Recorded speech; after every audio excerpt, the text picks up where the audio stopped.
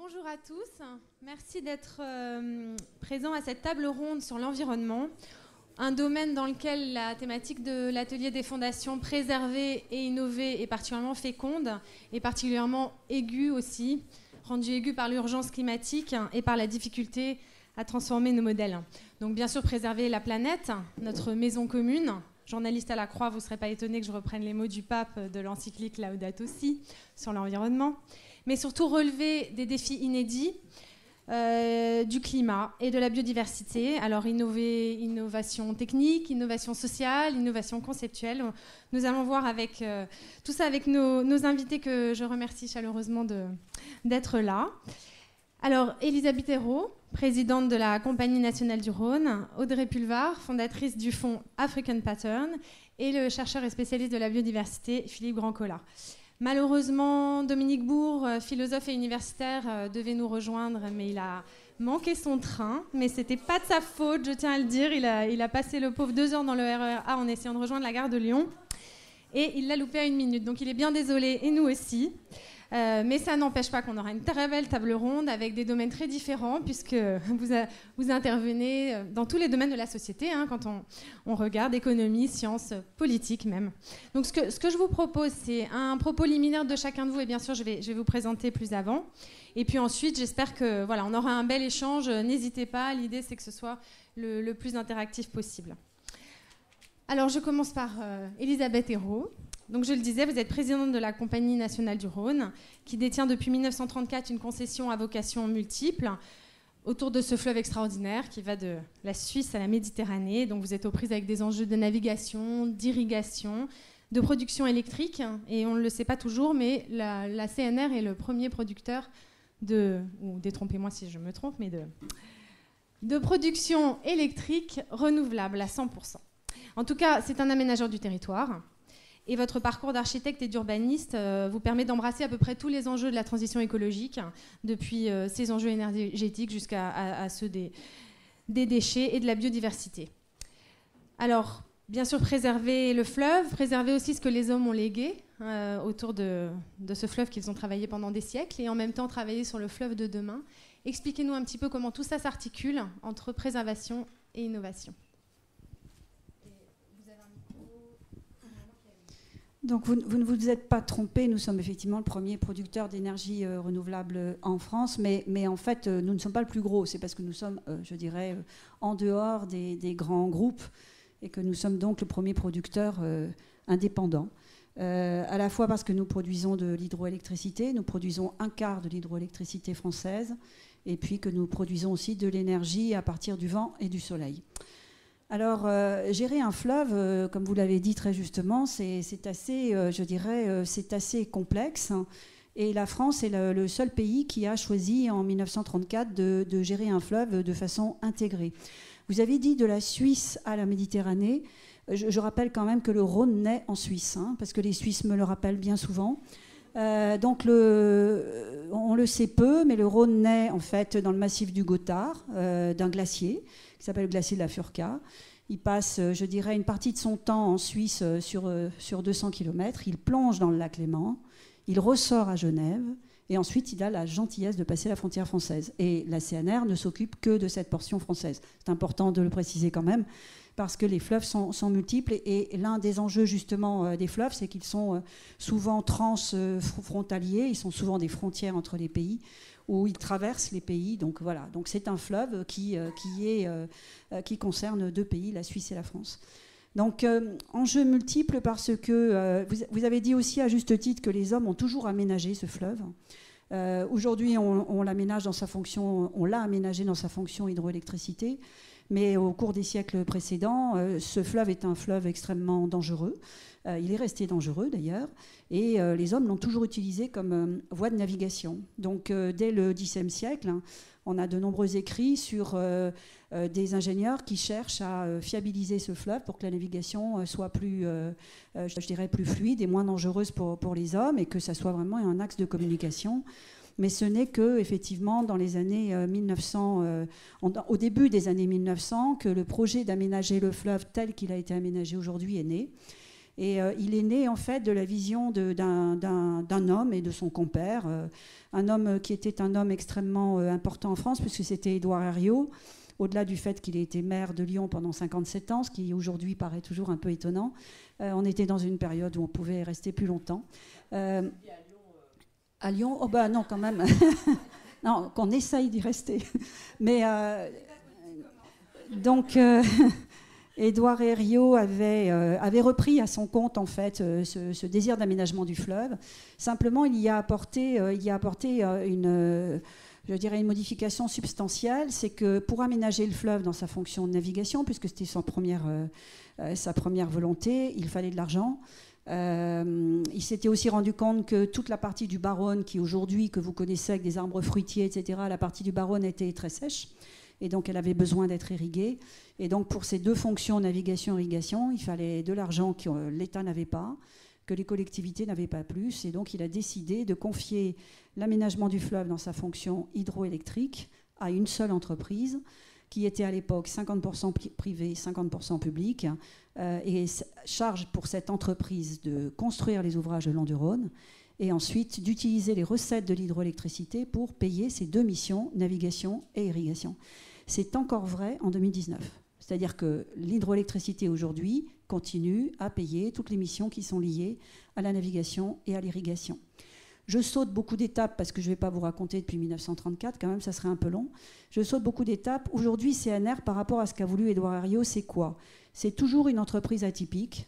Nous sommes une société anonyme d'intérêt général. Je ne crois pas qu'il y en ait d'autres en France.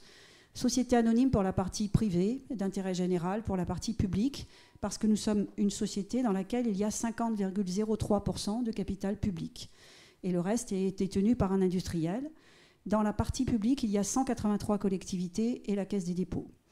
Les collectivités qui composent le capital sont des collectivités qui soit bordent le Rhône, soit ont eu une histoire avec le Rhône. J'en veux pour preuve la Seine-Saint-Denis, parce que c'est toujours intéressant de regarder les entreprises. La Seine-Saint-Denis est un de nos actionnaires. Pourquoi? Le Rhône ne passe pas là-bas. Tout simplement parce que lorsque nous avons construit notre premier ouvrage, qui était du côté suisse, Génitia, qui à l'époque était l'ouvrage le plus important en Europe, aujourd'hui il est un peu lilliputien, à cette époque, il y a eu une ligne qui a été tirée entre Génitia et la ville de Paris pour que la ville de Paris ait moins de coupures d'électricité. Donc en fait, la ville de Paris avait 25% de la CNR au moment de sa création. Et au fil du temps, avec la départementalisation, etc., la Seine-Saint-Denis a gardé une part au capital qui est beaucoup plus faible maintenant, qui est même très très petite. Donc voilà, donc ça c'est un peu l'histoire. Quand on gère un fleuve, on gère effectivement les trois fonctions qu'ont voulu les créateurs de la CNR, mais on gère aussi tout ce qui touche en fait à la vie du fleuve. C'est-à-dire qu'on gère l'eau, on gère les prises d'eau bien entendu, mais il n'y a pas que l'agriculture qui prélève de l'eau.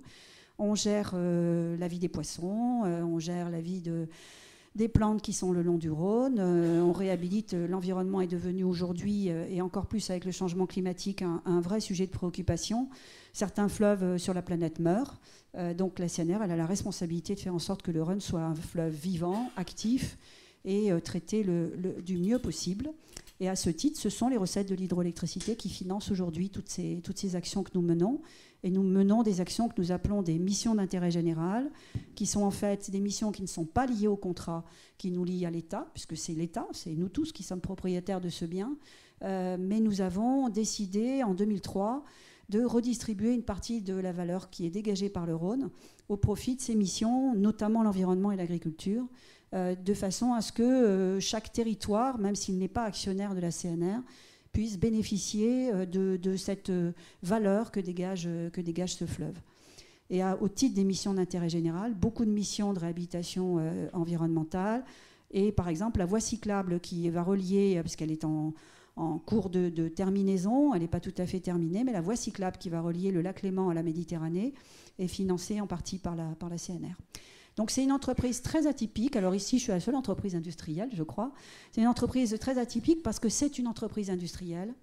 Gérer un fleuve, je peux vous dire qu'un fleuve, ça a des crues, ça a des périodes, je dirais, où il est un petit peu moins sympathique, donc avec beaucoup de risques. Et en même temps, cette entreprise industrielle est d'intérêt général, donc c'est très particulier. Et ça me permet juste de dire qu'en France, on a le tort, bien souvent, de ne pas accepter de réconcilier des mondes qui sont bien souvent opposés. Et on peut réconcilier effectivement l'intérêt privé et l'intérêt public. On peut réconcilier l'écologie et l'économie. Et la CNR, je n'y suis pour rien, donc j'ai toujours plaisir à l'exposer. Hein. Moi, je n'y suis que depuis 6 ans. La CNR est une entreprise qui montre que c'est possible. Alors, vous nous expliquerez d'ailleurs peut-être un peu plus dans le détail justement comment ce statut particulier vous permet de remplir ces missions, notamment environnementales, puisque c'est notre thème.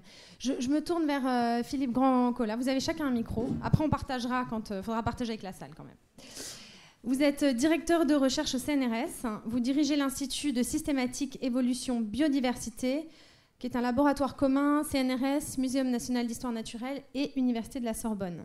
Vous êtes un des grands spécialistes français de la biodiversité que vous avez observé, étudié sous de nombreuses latitudes en tant qu'écologue et biologiste. Alors je ne citerai pas tout, mais en Guyane, en Nouvelle-Calédonie, au Gabon, au Brésil.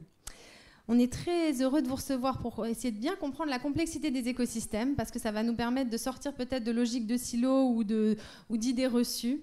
Un tout petit mot pour rappeler que la plateforme ONU de la biodiversité, je pense que vous allez nous en parler, l'IPBES, vient de rendre une évaluation mondiale très inquiétante sur l'effondrement de la biodiversité.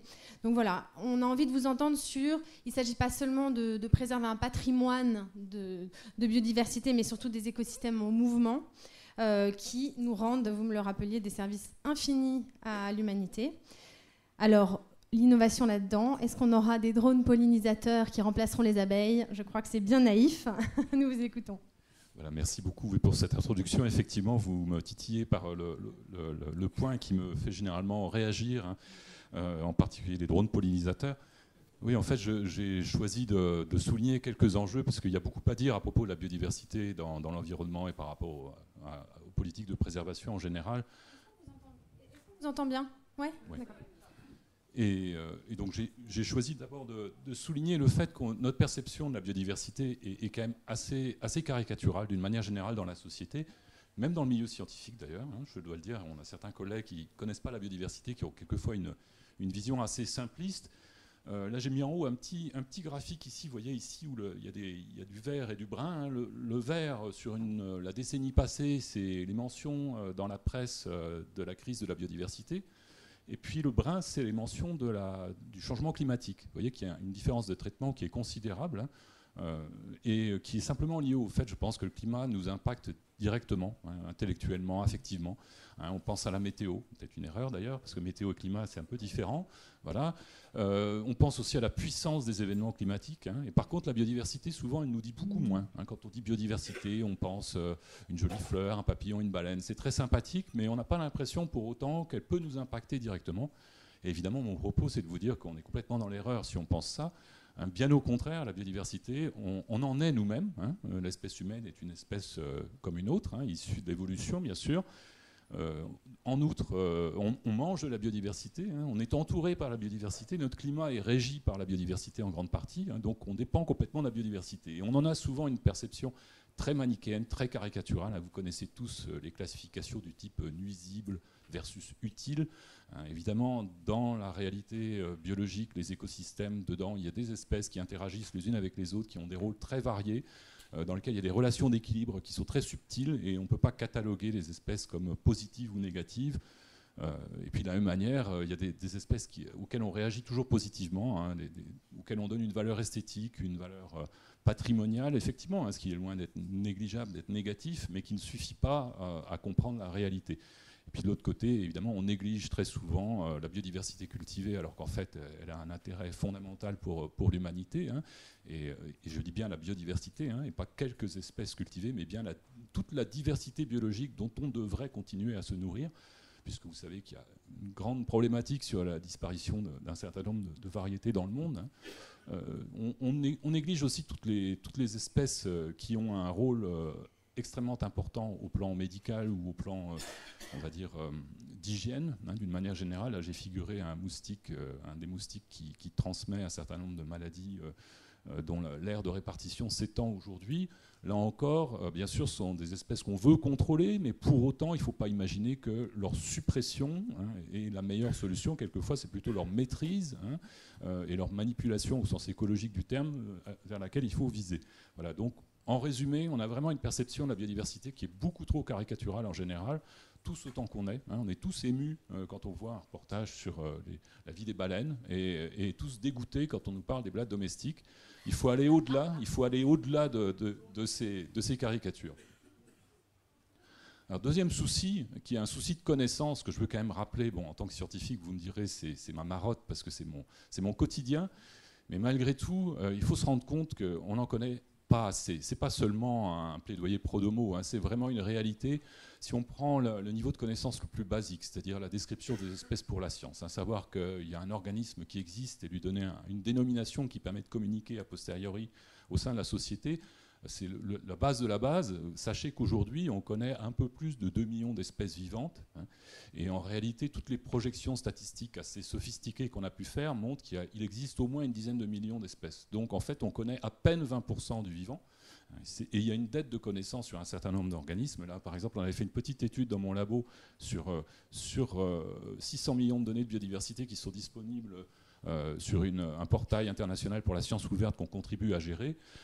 Ce portail met en ligne actuellement 1 milliard de données sur les occurrences d'espèces dans le monde.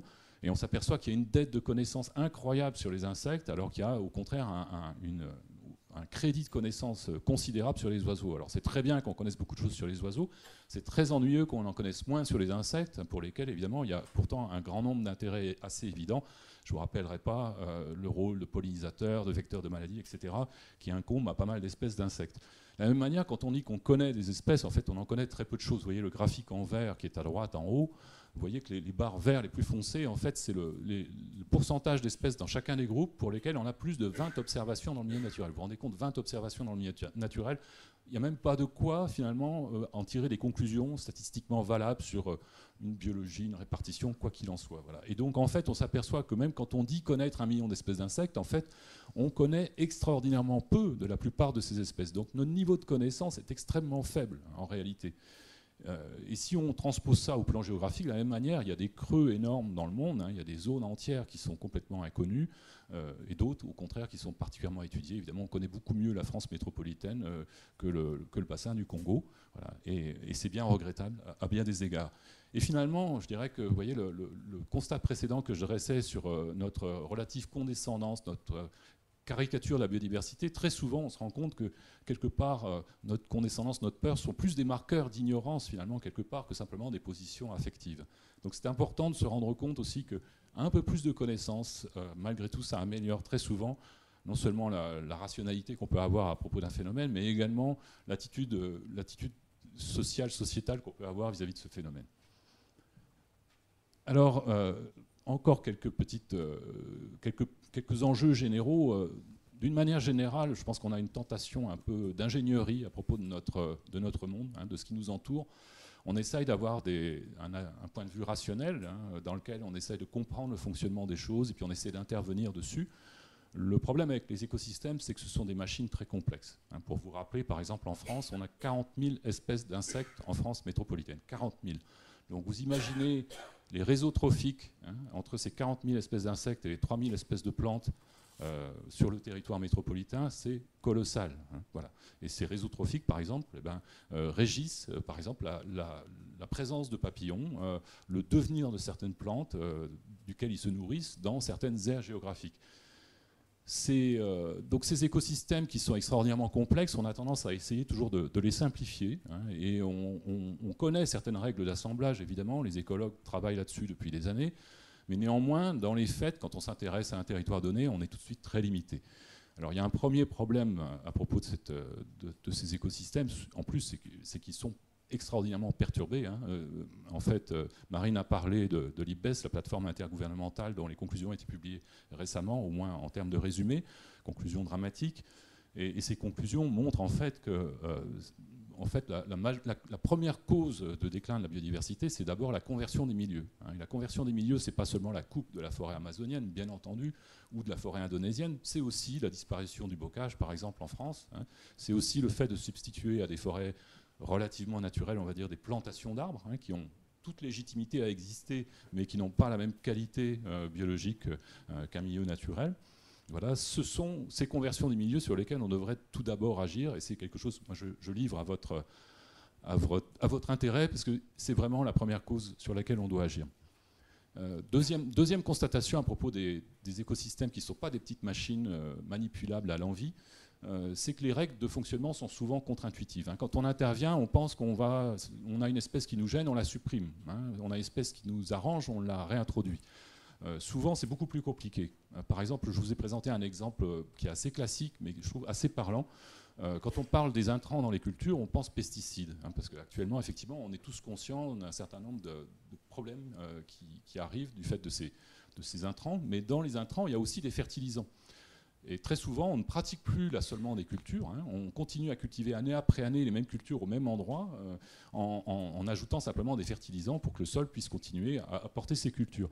Ce faisant, par exemple, on évite de cultiver du trèfle, et en évitant de cultiver du trèfle dont l'hôte et le pollinisateur favoris sont les bourdons, hein, pour des raisons mécaniques, hein, et ben on nuit aux populations de bourdons. Voilà. Et les populations de bourdons, par ailleurs, ce sont les pollinisateurs de nos pieds de tomates. Vous voyez. Donc, quelque part, avec des réactions en chaîne de ce type-là, il y en a des milliers.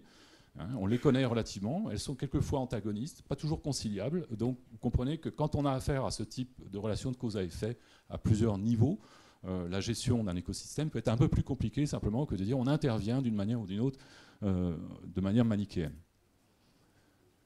Alors, je réagis là encore à la question des substitutions technologiques à un certain nombre de services écosystémiques, comme on l'appelle, ou des contributions de la nature aux personnes. Vous savez que dans notre environnement, bien sûr, on dépend beaucoup d'un certain nombre d'espèces vivantes qui vont nous procurer des services éminents, hein, nous nourrir, purifier l'eau, rendre les sols fertiles, assurer la régulation climatique, etc. Et très souvent, de plus en plus maintenant, on a tendance à substituer à ces fonctions naturelles des solutions technologiques. Alors, ça peut être tout à fait intéressant dans un certain nombre de cas. Il faut évidemment ne pas être un anti-technologie, mais de l'autre côté, il faut aussi bien considérer quelquefois que les services écosystémiques naturels, en fait, nous fournissent d'emblée un service de très bonne qualité à très moindre coût. Et il ne faut surtout pas s'en priver. En l'occurrence, là, j'ai mis 2 photos de pollinisateurs qui ne sont pas l'abeille domestique. Hein, parce que vous savez qu'en France, par exemple, on a 900 espèces d'abeilles autres que l'abeille domestique. Hein, et des abeilles qui sont pour un quart à un tiers des services de pollinisation sur les territoires métropolitains. Voilà, donc il y a également des mouches qui pollinisent, hein, et encore bien d'autres insectes, un peu à moindre degré. Voilà, donc ces organismes-là, si on arrive à les préserver dans des conditions raisonnables, hein, et en passant tout simplement par un peu plus d'agriculture raisonnée, par exemple, on peut s'abstenir, hein, de fabriquer à coût carbone exorbitant des gadgets technologiques finalement qui pourraient certes rendre les mêmes services, mais d'une manière incroyablement compliquée. Voilà. Puis enfin, je pense qu'il faut aussi se rendre compte que quelles que soient les généralités que l'on émet sur le fonctionnement des écosystèmes, sur la nature de la biodiversité, sur les solutions à apporter, il faut qu'elles puissent être déclinées à des échelles quand même passablement locales. Hein. Il faut se rendre compte, là j'ai mis juste quelques petites cartes, hein, la carte du bocage en France, la carte des formations végétales dans l'Île-de-France.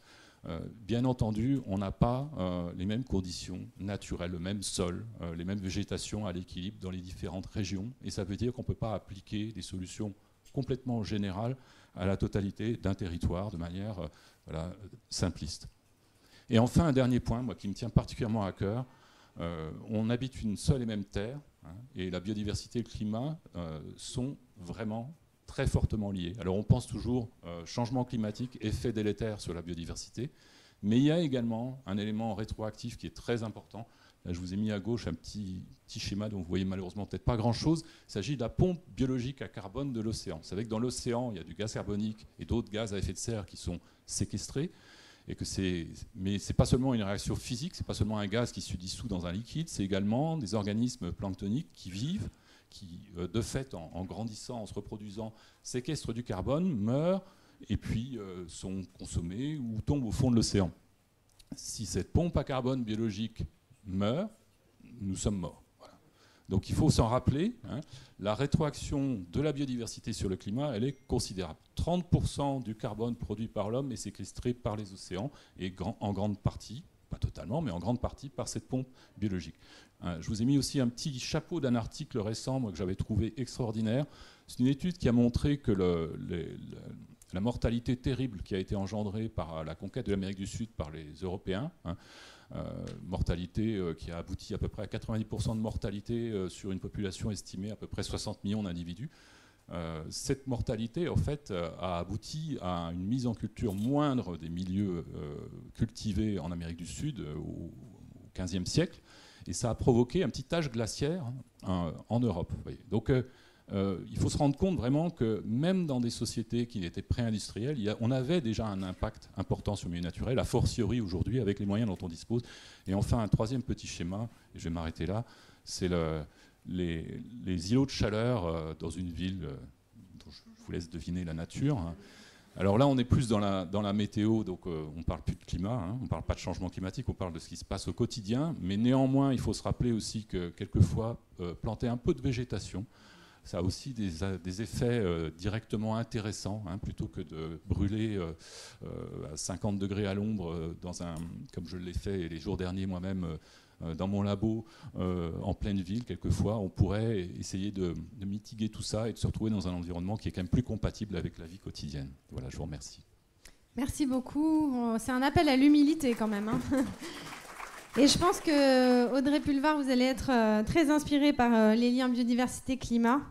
Je vous présente en quelques mots. Donc, vous êtes présidente et fondatrice du fonds de dotation African Pattern.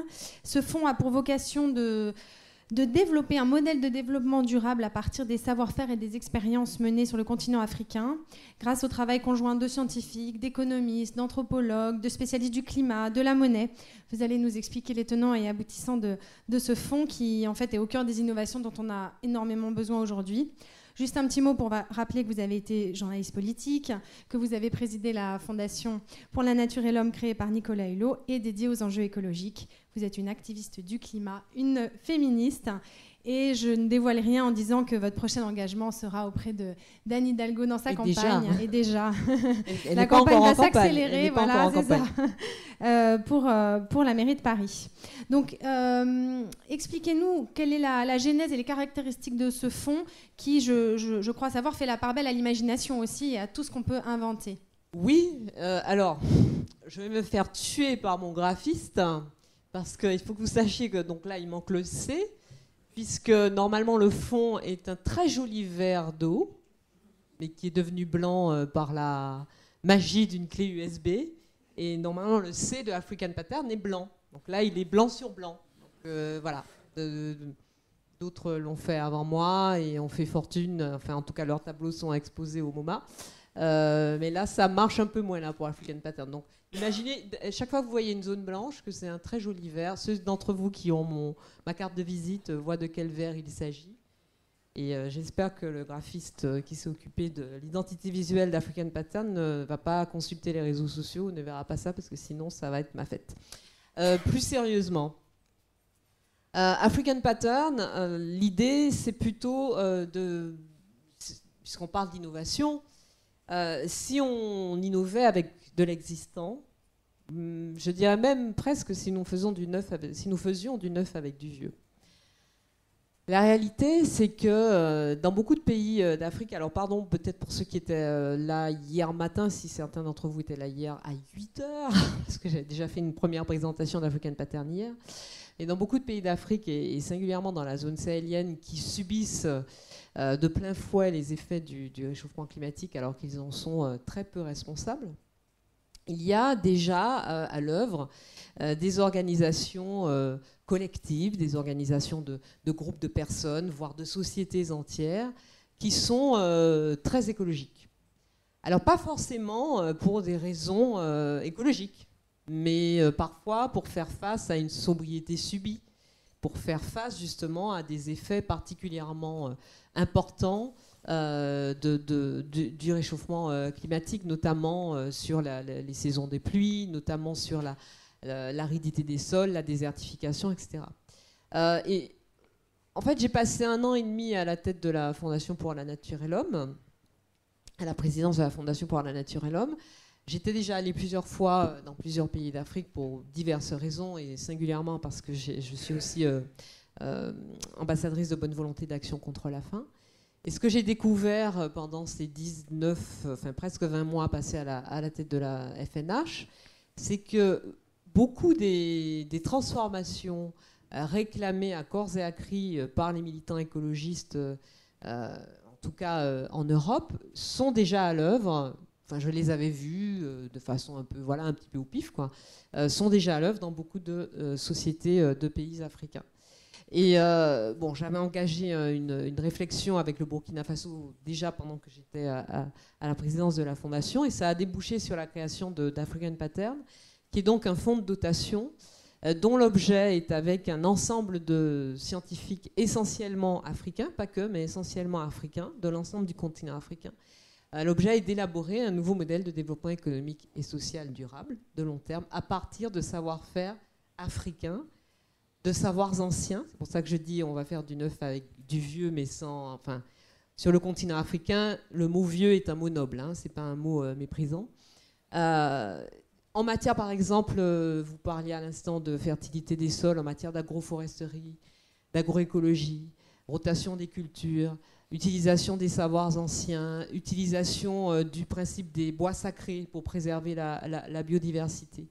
En matière d'utilisation des énergies renouvelables et de développement des énergies renouvelables. Il y a énormément qui est fait depuis longtemps et qui est encore plus fait aujourd'hui que le coût des énergies renouvelables et le coût de revient baisse. Il y a énormément qui est déjà fait dans beaucoup de pays du continent africain, singulièrement dans la zone sahélienne, avec notamment le solaire, mais aussi l'éolien. Et puis quand on descend un peu sur le continent et qu'on va vers le cœur de la matrice, c'est même pas la matrice, c'est le cœur de la matrice, c'est-à-dire par exemple la République démocratique du Congo. Alors là, c'est évidemment l'hydrologie, la biomasse, etc. etc. En matière de low-tech, puisqu'on parle d'innovation et que souvent le mot innovation va avec technologie, il y a évidemment une grande ingéniosité qui se développe sur le continent, encore une fois, du fait de situations de sobriété subie. En matière d'économie sociale et solidaire, alors hier, j'ai parlé d'économie sociale et solidaire en disant que on prend ça toujours un petit peu de haut concernant le continent africain quand on parle d'économie informelle. Et que je préfère parler, quant à moi, d'économie relationnelle, parce que c'est vraiment de la relation plus qu'une économie informelle, et qu'elle n'est pas si informelle que ça, puisqu'elle pèse dans beaucoup de pays pour une très grande majorité des échanges économiques, et qui se font, des échanges économiques et financiers, qui se font encore une fois dans une optique d'amélioration des conditions de vie d'une communauté entière. C'est rarement, ça arrive évidemment, il y a partout des gens qui veulent gagner de l'argent juste pour eux, mais ce sont rarement des échanges à but lucratif uniquement pour un individu ou très peu d'individus. C'est souvent pour élever une communauté entière, et c'est pour ça que je préfère parler d'économie relationnelle que d'économie informelle, et c'est un levier, c'est un moteur très puissant dans beaucoup de pays d'Afrique, dont les secteurs bancaires, financiers, etc., sont encore à construire ou sont mal en point. Et puis sur des questions de recyclage. Alors évidemment, les situations sont extrêmement contrastées, hein. L'Afrique, c'est 54 pays, avec ces 54 réalités différentes, et même à l'intérieur des pays, des réalités très différentes. Donc, si je vous parle de recyclage, par exemple, beaucoup d'entre vous ici qui sont déjà allés dans plusieurs pays d'Afrique me diront vous êtes bien gentils, mais pour un qui récupère une bouteille en plastique, il y en a 10 qui la jettent. Oui, c'est vrai. Mais la question du recyclage, la question de la réutilisation, la question de la circularité sont des questions qui sont déjà à l'ordre du jour et qui sont déjà au quotidien de dizaines de millions de personnes, voire de centaines de millions de personnes sur le continent africain. On s'interroge aussi sur la valorisation d'expériences, alors je vais utiliser un mot très à la mode en Europe, de démocratie participative. Ça ne s'appelle pas comme ça, souvent, dans les pays, la plupart des pays africains qui ont des structures participatives. Ça s'appelle conseil de village, conseil de quartier, comité populaire, comité de quartier, etc., etc. Mais c'est de la démocratie participative à tous les étages.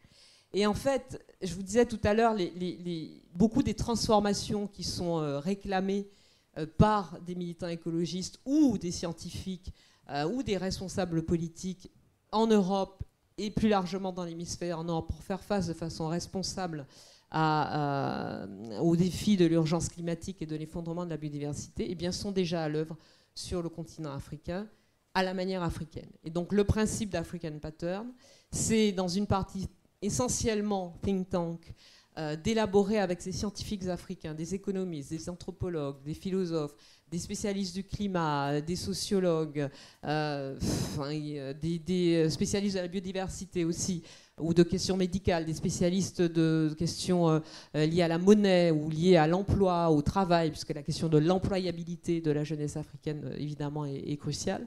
Eh bien, avec toutes ces personnes, modéliser scientifiquement, mathématiquement, les expériences dont je viens de vous parler, pour en faire une plateforme de politique publique que l'on espère voir adoptée par un certain nombre de chefs d'État et de gouvernement. Ça, c'est la partie principale d'African Pattern, qui est déjà à l'œuvre. Elle est finalement moins difficile à mettre en œuvre parce que tous ces scientifiques travaillent bénévolement pour African Pattern. Donc, la question du financement est moins prégnante.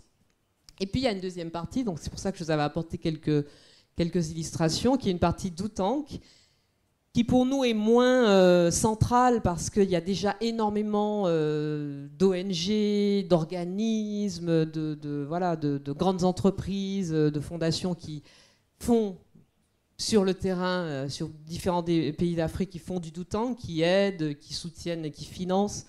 Mais il nous semblait important, en tout cas moi il me semblait vraiment important, et ça je tire cette expérience du fonctionnement de la FNH, de challenger la proposition du conseil scientifique, de la mettre à l'épreuve de la réalité, soit en soutenant des projets qui viennent alimenter la réflexion du conseil scientifique, soit en soutenant des projets qui viennent prolonger ces propositions.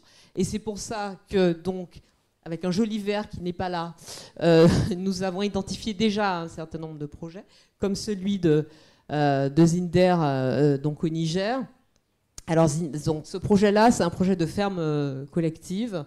Madame Sagirou, qui se définit lui-même, c'est pas lui, hein, comme un cinéaste agriculteur, qui est en fait un cinéaste documentariste nigérien absolument remarquable et un militant écologiste, a créé avec un groupe de personnes, a récupéré un certain nombre de terres arides et en a fait, cet endroit où il permet à des femmes les femmes que vous voyez là, je les connais, certaines d'entre elles font 25 km à pied le matin et 25 km à pied le soir pour venir récupérer des feuilles de moringa et les transformer et en tirer un petit revenu. Le projet, c'est aussi de réintroduire de refertiliser les sols, de réintroduire de la biodiversité, tout ça évidemment sans intrants chimiques, de former des jeunes de la région, leur apprendre en tout cas le métier de technicien agronome et de les autonomiser. Et en fait, c'est un projet qui existe depuis un certain temps, depuis 5 ou 6 ans, qui commence à produire vraiment ses effets et qui est tout à fait une illustration de ce qui marche et qui pourrait être réplicable. Parce que ça, c'est Zinder, mais personnellement, alors que évidemment je ne connais pas tout le continent africain, je l'ai vu dans plein d'endroits, notamment au Burkina Faso. Donc ça, c'est un projet qu'on aimerait soutenir. Ici, à Kinbantseke, c'est une autre... Peut-être, Audrey Pulvar, moi, je préférerais que dans la discussion, Histoire. vous nous donniez ces exemples à travers un peu la problématique, parce que j'ai envie depuis tout à l'heure de vous faire réagir les uns les autres. Pas de problème. Mais je pense que ce sera l'occasion, effectivement, d'illustrer ce qu'on va se dire à travers ces projets, notamment sur... vous parlez de sobriété, vous parlez aussi de comment ces savoir-faire et l'existant peut nous inspirer en Occident. Monsieur Grandcola, j'entends aussi la question de ne pas être contre la technique, mais en même temps ne pas tout en attendre.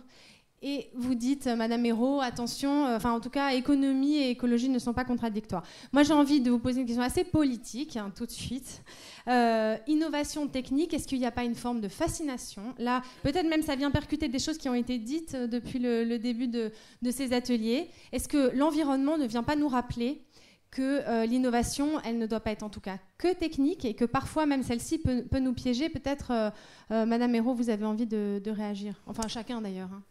Oui, alors je me retrouve beaucoup dans ce que vous avez dit sur notamment la biodiversité, parce qu'on le vit au bord du Rhône. Je voudrais donner un exemple qui remonte aux années 1850 pour répondre à votre question sur l'innovation technologique et les limites de l'innovation technologique quand on n'a pas en innovation l'intelligence de penser aux effets collatéraux. Et c'est bien ce que vous avez expliqué. Je disais qu'on avait voulu de tout temps aménager le Rhône dans sa fonction navigation, et donc les ingénieurs extraordinairement brillants ont passé de 1800 à 1850 leur temps à vouloir aménager ce fleuve le plus facilement, pour que ça soit le plus facile je dirais, piloter ensuite. Et donc ils ont inventé des épis tout le long du Rhône, qu'ils ont positionnés tout le long du Rhône. Ces épis, petit à petit, se sont engravés avec les sédiments, la circulation je dirais, d'un certain nombre de matières. Et puis, sur le plan technologique, c'était plutôt une extraordinaire bonne idée, puisqu'en fait, le fait que le fleuve s'engrave a réduit la largeur du fleuve, et donc a permis, puisque le fleuve a gardé la même puissance, a permis de creuser naturellement le chenal de navigation. Et donc, je dirais qu'entre 1850 et les années 2000, tout le monde s'est félicité de cette idée, de cette innovation exceptionnelle. Et puis, on s'est rendu compte, en fait, des effets collatéraux, bien entendu, que nous nous employons aujourd'hui à essayer de corriger, puisque en réduisant le fleuve, d'une part, bon, on l'a un tout petit peu canalisé, moi j'aime bien le mot corseté, hein, donc en fait, les fleuves n'aiment pas être corsetés, il faut le savoir, quand ils sortent, ils sont encore plus furieux. Mais surtout, on a coupé le fleuve de tous ses bras morts, puisqu'on a créé en fait artificiellement des plages qui, à certains endroits, peuvent faire une centaine de mètres. Et donc, on a coupé le fleuve de ses bras morts. Alors, il y a deux effets. Il y a un premier effet qui est tout l'effet sur la biodiversité, puisque ces bras morts, qu'on appelle des launes le long du Rhône, ces bras morts se sont petit à petit asséchés. Toute la biodiversité qui était exceptionnelle a disparu. Donc, on pourrait dire quel dommage.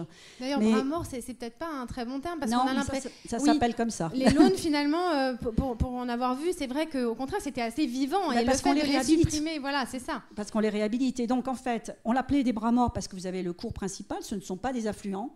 C'est bien en fait des bras du fleuve et qui n'ont pas de fonction, je dirais, de circulation particulière à première vue. Hein. Donc en coupant le fleuve de ses bras morts, la biodiversité a complètement disparu au fil des décennies. Mais au-delà de ça, on s'est rendu compte que lorsque le fleuve commence à se gonfler au moment des crues, il n'a plus du tout de possibilité d'extension naturelle. Dans ces launes, il y en a des centaines hein, le long du Rhône. Et donc le fleuve sort finalement de son lit très brutalement parce qu'il n'a pas cette période de, je dirais, tampon. Depuis les années 2000, CNR s'emploie dans les missions d'intérêt général dont je parlais à réhabiliter ces launes qui ont été faits par nos anciens, qui ont fait des choses remarquables, mais bon, ça, c'était pas remarquable. Et on a réhabilité 70 launes, il en reste encore quelques centaines à réhabiliter. Et réhabiliter des launes, c'est intéressant par rapport à ce que vous disiez sur le XVe siècle, etc. C'est la question qu'on se pose, nous, c'est comment on réhabilite une laune. On ne met pas un coup de bulldozer pour refaire un canal, ce n'est pas la réalité. On essaye de regarder dans les images d'archives comment les launes fonctionnaient avant, quel était leur parcours, comment l'eau pouvait circuler, etc. Et tout en étant, je dirais, dans nos temps d'aujourd'hui, où le Rhône a changé. Hein. Et donc, quand on gère un fleuve, on se pose toujours cette question. Il y a beaucoup de gens qui me disent on aimerait que le fleuve revienne comme avant. D'accord ? Mais avant, c'était quand ? C'est un vrai sujet. Est-ce qu'on doit remonter au moment de la préhistoire ? Est-ce qu'on doit remonter au 15e ? Est-ce que l'homme est intervenu à quel moment ? Or, quand on regarde, l'homme est toujours intervenu sur son environnement. Il a, d'ailleurs, le simple fait, là, vous êtes tous là, vous êtes venus, vous avez impacté la planète en venant. Et donc, nous avons toujours impacté notre planète. Là où nous avons perdu, je pense, notre bon sens, c'est que nous ne mesurons pas les effets collatéraux de ces impacts que nous produisons. Un fleuve nous apprend ça. Dès qu'on y touche, il y a un impact immédiat au futur. Hein, mais je veux dire, on doit se poser la question. Dès qu'on y touche, je suis toujours fascinée par ceux qui parlent de la Camargue, par exemple, comme étant un espace naturel. En France, je crois qu'il y a peu d'espaces qui soient aussi façonnés par la main de l'homme que la Camargue. Et donc aujourd'hui, on la juge naturelle, parce que petit à petit, elle est rentrée dans notre vie quotidienne, mais elle n'était pas comme ça. Hein. Et donc, en termes d'innovation, voilà, c'est à la fois réparer le passé, bien souvent, faire pas du neuf avec du vieux, mais en tout cas essayer de réparer un petit peu le passé. C'est aussi se projeter dans l'avenir. C'est quoi le fleuve du futur ? mais c'est aussi réfléchir quand on mène quelque chose, quand on mène une action et on ne pense pas toujours à ce que vous disiez très bien. C'est voilà, quand on oublie de mettre du trèfle, on fait disparaître une partie de la biodiversité. Et je pense que c'est ça que nous avons perdu.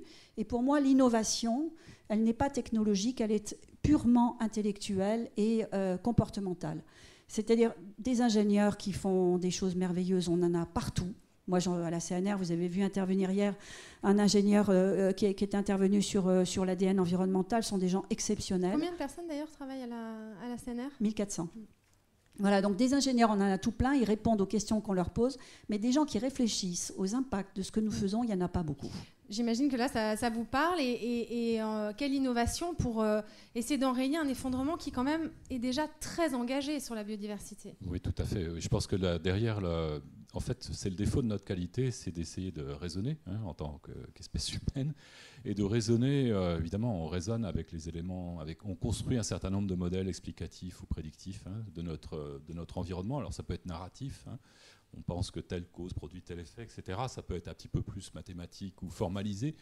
Mais très souvent, je pense que le problème des modèles, c'est qu'on ne se rend pas compte que ce sont juste des modèles. Ce n'est pas la réalité, et que la réalité est souvent plus complexe que le modèle lui-même. Si on essaye de rendre le modèle aussi complexe que la réalité, un mathématicien, il appelle ça hyper paramétrer un modèle. Alors il peut être incroyablement prédictif dans des conditions assez stables, mais il devient assez peu intéressant à d'autres égards. Je pense que le problème de la tentation technologique, de la même manière que le problème de notre regard sur l'environnement, sur la biodiversité, c'est qu'on a le défaut de notre qualité, on raisonne avec les éléments qu'on a qui sont compatibles avec la taille de notre esprit humain, et on ne se rend pas compte quelquefois qu'il faut, voilà, une fois qu'on a fait agir notre modèle rationnel, on doit retourner à la réalité, voir à quel point on est distant, on est en cohérence, et puis voilà, avoir cette démarche. On a du mal à le faire encore aujourd'hui. Et on a du mal à le faire, effectivement, et c'est d'autant plus dommage que la biodiversité a quand même une capacité de résilience qui est assez extraordinaire dans un certain nombre de cas. Alors, ce n'est pas une raison pour l'impacter encore plus, mais dans un certain nombre de cas, on se rend compte qu'effectivement, avec les politiques appropriées, on arrive quand même à revenir assez rapidement à un état meilleur. Bon, il ne faut pas se leurrer malgré tout. On parle beaucoup de risques d'extinction actuellement, ce qu'on pourrait appeler aussi des effondrements. Néanmoins, compte tenu du fait qu'il y a des parties entières d'écosystèmes qui ont déjà disparu, il y a effectivement des extinctions qui sont inéluctables, inexorables et qui sont déjà avérées. Et ces espèces-là ne reviendront pas. Voilà. Alors après, l'évolution continue, l'évolution biologique continue. On en est témoin à chaque instant avec, par exemple, des phénomènes qui nous touchent de près, comme l'évolution de la virulence des maladies ou la résistance aux antibiotiques, etc. Néanmoins, l'évolution biologique, même si elle peut être rapide sur quelques générations, elle ne va pas forcément reproduire une partie de la biodiversité qu'on saccage régulièrement. Donc, c'est quoi l'innovation, là en l'occurrence, pour arriver à respecter finalement ça, alors qu'on est déjà assez avancé dans l'effondrement? L'innovation, je pense que c'est un modèle d'études et de gestion raisonnée des écosystèmes.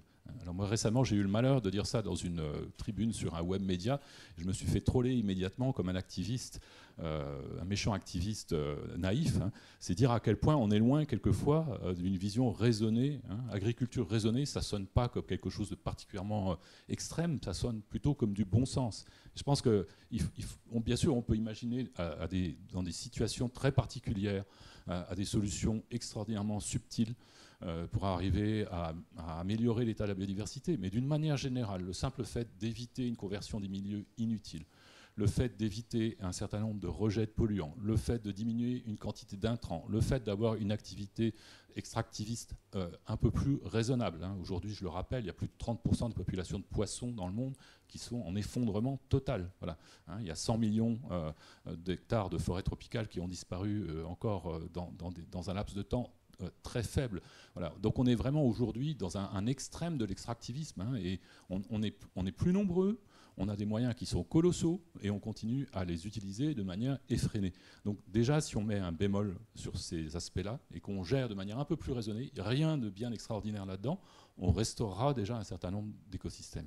C'est très clair. Je me demandais, Audrey Pulvar, si les choses évoluent. C'est-à-dire quand vous présentez le fonds de dotation African Pattern et que vous dites il y a des tas de choses qui existent et parfois c'est par la sobriété qu'on devient finalement novateur et qu'en tout cas on agit pour les gens.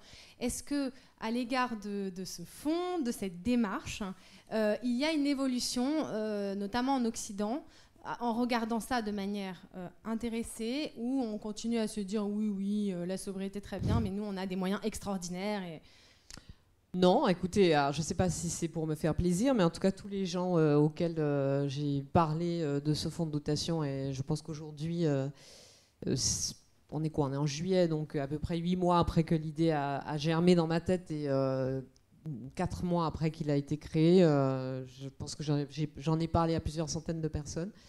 Et en général, les réactions sont extrêmement enthousiastes et enthousiasmantes. Tout ce dont vous venez de parler sur faire moins, avoir une empreinte moins élevée avec sur tel ou tel item, ben, c'est tout à fait le ressort d'African Pattern, quoi. C'est vraiment plutôt parce que, si vous voulez, les populations auxquelles s'adressent les scientifiques qui participent à ce fonds, qui sont des gens de très haute volée, et pas seulement sur le continent africain. Beaucoup sont africains, mais travaillent à Columbia, à Duke University, etc.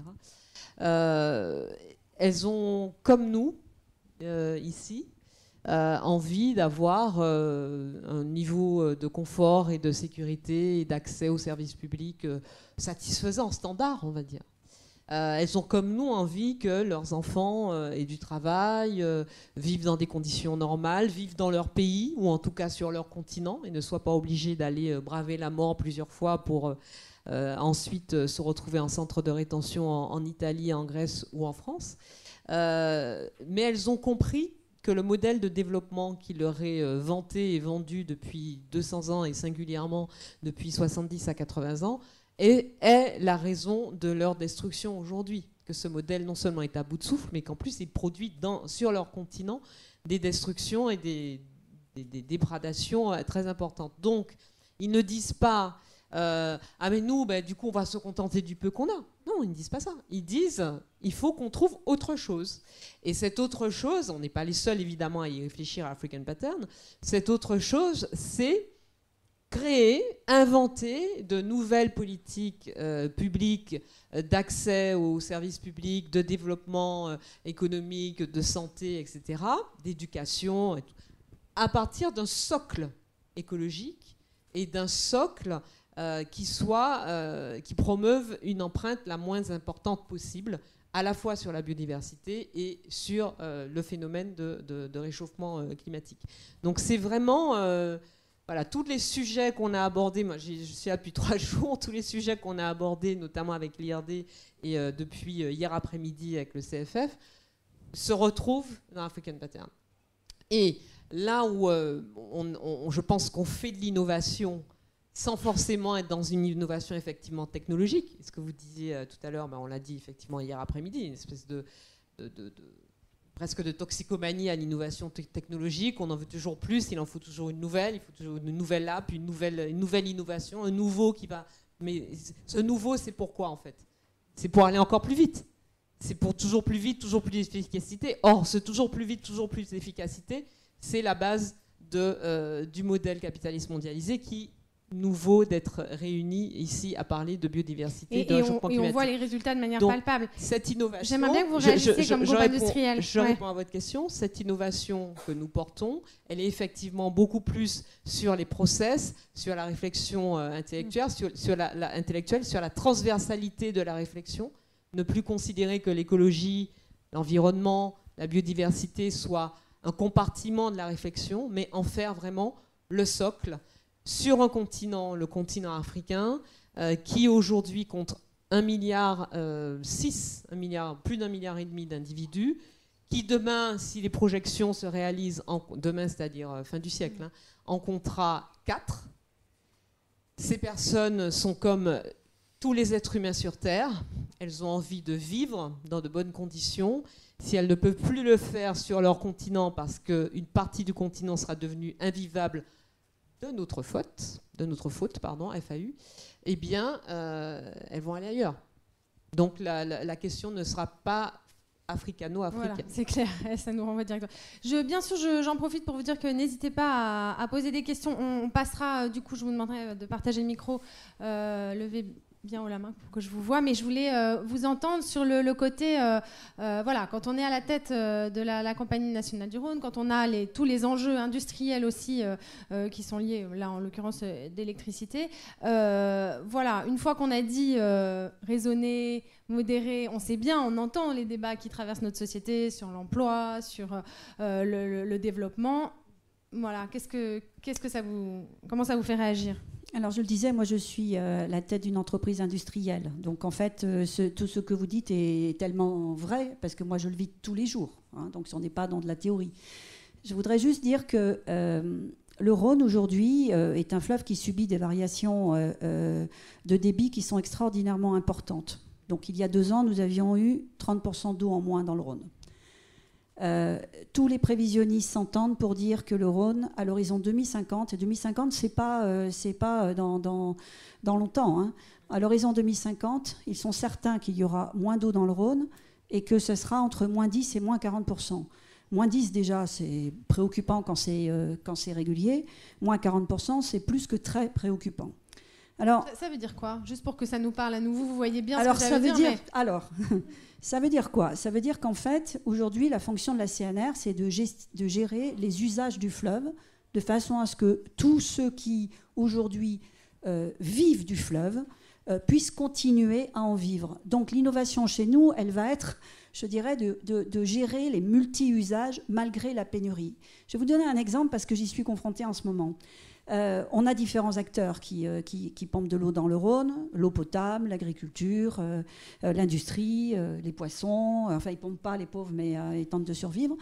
Et par exemple, le fait qu'il y ait moins d'eau arrive effectivement un moment où il y a aussi moins d'eau pour l'agriculture du fait qu'il pleut moins. Et que la sécheresse, aujourd'hui, on fait du photovoltaïque dans l'Ain parce qu'on a du soleil dans l'Ain. On n'en avait pas il y a quelques années. On n'était pas capable de le faire. Et donc, qu'est-ce qui se passe ? On a une pression très forte actuellement, à la fois des pouvoirs publics et du monde agricole, pour pomper plus d'eau dans le Rhône. Je trouve que c'est assez intéressant de dire ça, parce que c'est au moment où on raconte et on explique, et on le voit, qu'il va y en avoir de moins en moins, que par silo, chaque population en demande plus.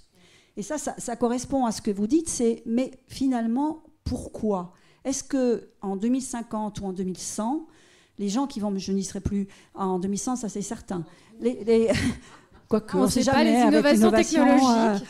Mais enfin, je ne suis pas sûre de... Voilà. Est-ce qu'en 2100, les gens qui vont piloter le fleuve vont avoir à choisir entre les usages du fleuve ? Est-ce qu'ils vont continuer à pouvoir donner de l'eau potable aux populations qui sont en accroissement ? Ou est-ce qu'ils vont choisir de donner de l'eau à l'agriculture pour qu'elle nourrisse ces populations ? À partir du moment où on a conscience aujourd'hui qu'on ne pourra pas continuer à donner les deux. Et donc, dans l'innovation, il faut qu'on revienne à une innovation. Alors, le mot maîtriser, j'aime bien le mot global, moi. C'est-à-dire chaque action qu'on mène a un impact sur les autres usages. Et les fleuves, et c'est la raison pour laquelle on a créé une association qui s'appelle Initiative pour l'avenir des grands fleuves, parce que ce que nous disons aujourd'hui sur le Rhône, et c'est la CNR qui est à l'origine de cette idée, parce que tous les fleuves de la planète rencontrent le même problème. Et que ce que vous disiez, Audrey, c'est un problème qui nous concerne, parce que tous ces problèmes d'eau, nous n'avons pas encore vu le tout petit, pour l'instant on en est au tout petit balbutiement de la migration climatique. Et donc si on ne trouve pas des solutions de respect, si on recommence à vivre normalement en respectant notre environnement, on arrivera peut-être avec moins 30 ou moins 40% d'eau dans le Rhône à servir tout le monde, à maintenir la biodiversité, à servir tout le monde, à la condition que dès aujourd'hui, dans l'innovation qu'on va mettre, qui peut être une innovation technologique, contractuelle, qui peut être une innovation économique. En Australie, je rappelle qu'aujourd'hui, ils ont des crédits d'eau qui s'échangent, parce qu'ils n'ont plus d'eau. Donc, ils donnent des quotas d'eau aux agriculteurs, et quand les agriculteurs ne les utilisent pas, les quotas, ils reçoivent de l'argent. Donc, il y a aussi des innovations qui paraissent un peu folles. J'espère qu'on n'y arrivera pas sur le Rhône. Mais si aujourd'hui, on n'a pas cette attitude, qui est une attitude de raisonnement global, dans toutes les innovations qu'il va falloir apporter pour qu'on continue à avoir de l'eau pour chaque usager du Rhône, je parle du Rhône, mais c'est tous les fleuves, je pense qu'on est mort. Voilà, je pense qu'on ne peut pas continuer comme ça. Donc, toute l'innovation pour moi, tout ce que nous menons sur le Rhône, il est au service du futur. Il n'est pas, mais il faut qu'on fasse en sorte que dans le futur, tout le monde puisse continuer à profiter de l'eau du fleuve. Oui, On a le même sujet sur la planète. Vous avez des fleuves qui n'arrivent plus à la mer parce que les hommes ont tellement pompé l'eau du fleuve au profit en fait je dirais d'éléments de très court terme. Vous parliez ils veulent effectivement, tout le monde veut avoir toujours plus que ce qu'il n'a aujourd'hui, mais je veux dire, les fleuves n'arrivent plus à la mer. Et donc qu'est-ce qu'on fait quand il n'y a plus de poissons? Il n'y a plus rien. Il y a des fleuves qui n'ont plus aucun poisson. Il y a des lacs qui sont asséchés. Il y a des fleuves qui agonisent. Allez sur le Gange, vous verrez. Donc voilà, quand vous parlez d'innovation, moi, bien évidemment qu'il faut innover, mais il faut savoir pourquoi on doit innover. Et pour moi, on doit innover pour survivre. Ouais, c'est clair. Vous vouliez réagir? Oui, je voulais juste n'hésitez vraiment pas, ajouter je vois pas de main très... qui se lève, mais je suis attentive. Très rapidement, aller dans votre sens et rajouter à votre propos 3 éléments. Enfin, je pensais à 2, mais un troisième par rapport à ce que vous venez de dire. Je vais juste rappeler qu'on est quand même en France dans une situation où régulièrement on déconseille aux femmes enceintes de consommer du poisson issu de fleuves et de rivières. On est dans un pays riche, développé, etc. Enfin voilà, c'est comme quand on a demandé à des Américaines sur le continent nord-américain de ne pas tomber enceinte parce que le virus Zika remontait d'Amérique du Sud à Amérique du Nord. C'est aujourd'hui, là, c'est pas dans 100 ans, c'est pas dans 50 ans, quoi, c'est aujourd'hui. Moi, pour avoir discuté avec des responsables de la santé publique, et je vous parle pas de là, mais il y a quelques années en France, de très hauts responsables de la santé publique, il me disait, mais si on devait vraiment dire aux gens la vérité, eh bien on leur dirait ne mangez ni le poisson des fleuves et des rivières en France, ni le poisson de la mer. Parce qu'il y a effectivement des questions de pesticides, de toxicité, de mercure, de plomb, etc. Bon. Donc ça, c'était une parenthèse. Par rapport à le moindre débit du Rhône ou la moindre quantité d'eau du Rhône, je vous parlais du continent africain. C'est évidemment pas le seul continent dans l'hémisphère sud, pas le seul lieu de la Terre qui subit l'impact du réchauffement climatique. C'est dans tout l'hémisphère sud que ça se produit, y compris en Australie. Et je rappelle quand même au passage, puisque j'évoquais la question des migrations, que 8 migrants sur 10 dans l'hémisphère sud vont d'hémisphère sud à hémisphère sud. On en récupère 2 dans l'hémisphère nord, 2 sur 10. Et probablement, ça va continuer pendant longtemps. Il y a déjà aujourd'hui, dans le monde, chaque année, 35, 40, 45 millions de déplacés et réfugiés climatiques. Voilà. C'est une réalité d'aujourd'hui. Ce n'est pas dans 50 ans, ce n'est pas dans 100 ans. Donc je vous laisse imaginer la progression si nous ne faisons rien. Et puis juste un exemple, et j'en termine, à propos donc du débit du Rhône. Quand j'étais en RDC, là, c'est au mois d'avril, j'avais des militants écologistes et des responsables universitaires, etc., qui m'expliquaient qu'il y avait peut-être un conflit larvé avec le Tchad, enfin un conflit à venir avec le Tchad, puisque le lac Tchad est dans l'état qu'on sait, et que le Tchad a demandé à la RDC d'inverser le cours d'un fleuve pour pouvoir récupérer de l'eau. Je vous laisse imaginer. Et puis si le nouveau gouvernement de RDC n'obtempérait pas, eh bien ça se ferait par la guerre, en fait. Et puis c'est aussi la RDC, qui est quand même un pays assez particulier, parce que c'est vraiment voilà, c'est le cœur de l'Afrique. C'est un très grand pays avec beaucoup de difficultés. Les conflits liés à la ressource en biodiversité, la ressource des forêts, le Rwanda à côté qui vend du coltan alors que les réserves de coltan sont en RDC, la question du cobalt, etc. Ils y sont confrontés, mais quotidiennement. Et encore une fois, c'est pas dans 50 ans, c'est pas dans 100 ans, c'est déjà aujourd'hui. Le coltan et le cobalt sont dans nos poches aujourd'hui même. Oui. Alors, peut-être, je veux bien garder le micro comme je suis la maîtresse du temps, mais si vous voulez bien partager tous les trois. Merci.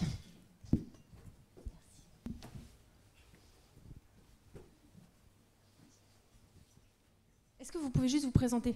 Merci. Bonjour, Nicolas Métro de Kinomé, qui est une entreprise sociale qui travaille en Afrique, en Amérique latine, avec les arbres. Faire un pont entre vous, Madame Hérault, et Audrey Pulvar, une des innovations, pas si innovantes que ça, mais à importer chez nous, c'est, je pense, précisément cette capacité des communautés locales à gérer un territoire ensemble en Afrique. Vous disiez tout à l'heure, c'est très rare en Europe aujourd'hui d'avoir une responsabilité d'amont à l'aval du fleuve, et c'est ça qui fait votre force.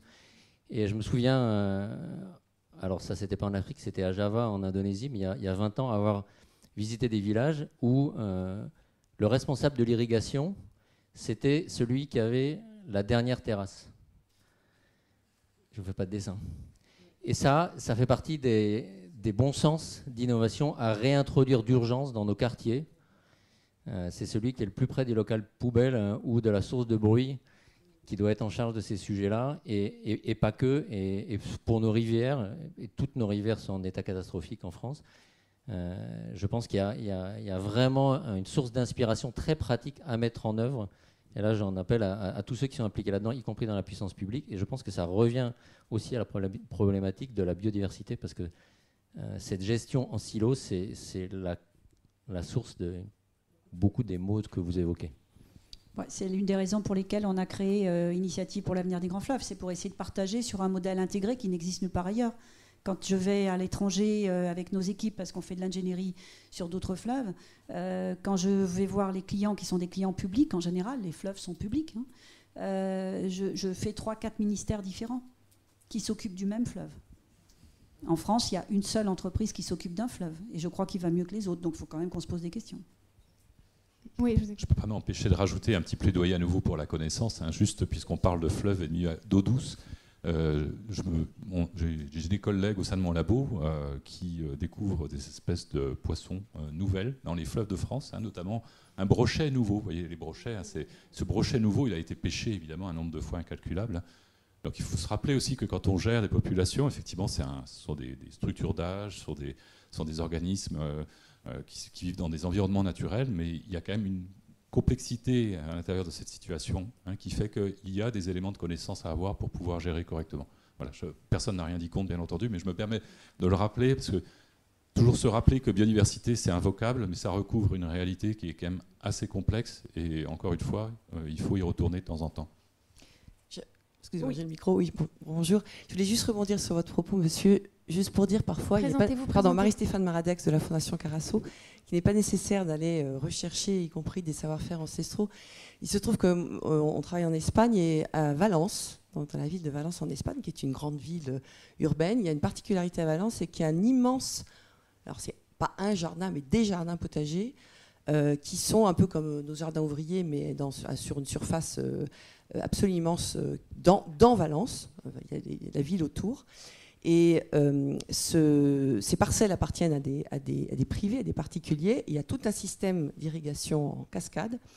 Et autant les parcelles sont privées, autant l'irrigation est un bien commun.